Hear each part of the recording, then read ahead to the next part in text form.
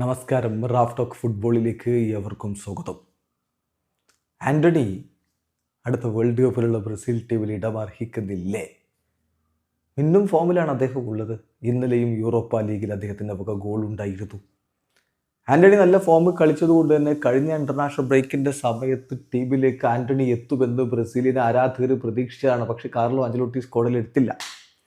ഇനിയിപ്പോൾ മാർച്ചിൽ ഇൻ്റർനാഷണൽ ബ്രേക്കിലുള്ള സ്ക്വാഡിലേക്ക് അദ്ദേഹം എത്തണമെങ്കിൽ നിരന്തരം മികച്ച പ്രകടനം നടത്തേണ്ടി വരുമെന്ന് ഉറപ്പാണ്.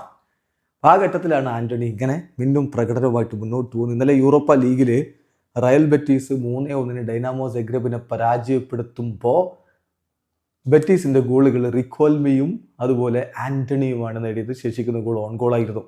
ഇപ്പോൾ നോക്കുക, 6 കളികൾ കഴിയുമ്പോൾ 4 വിജയം 2 സമനില എന്ന് പറഞ്ഞാൽ വളരെ കൃത്യമായിട്ട് അപരാജിത കുതിപ്പാണ് യൂറോപ്പ ലീഗിൽ റയൽ ബെറ്റീസ് നടത്തിക്കൊണ്ടിരിക്കുന്നത്. 14 പോയിന്റുമായിട്ട് അവർ 4ാം സ്ഥാനത്തുണ്ട്.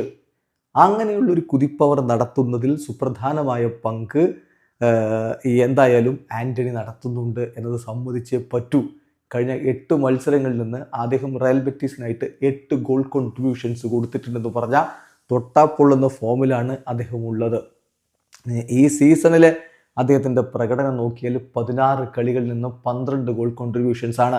8 ഗോളുകളും 4 അസിസ്റ്റുകളും. ഓരോ 109 മിനിറ്റുകളിലും അദ്ദേഹത്തിൻ്റെ വക ഗോൾ കോൺട്രിബ്യൂഷൻസ് വരുന്നുണ്ട്. ചുരുക്കി പറഞ്ഞാൽ ആ ഗെയിമിൽ വലിയ രൂപത്തിൽ ഇമ്പാക്റ്റ് ഉണ്ടാക്കുന്ന ഡിസിസീവായിട്ടുള്ള പ്ലെയറായിട്ട് ആൻ്റണി മാറിക്കഴിഞ്ഞിരിക്കുന്നു. അത് കാർലോ ആഞ്ചലോട്ടി ഉപയോഗപ്പെടുത്തുമോ എന്നാണ് ഇനി കണ്ടറിയേണ്ടത്. വീഡിയോ അവസാനിക്കുന്നു. ഫുട്ബോൾ ലോകത്തെ കൂടുതൽ വിശേഷങ്ങളുമായി റാഫ് ടോക്സ് വീണ്ടും എത്താം.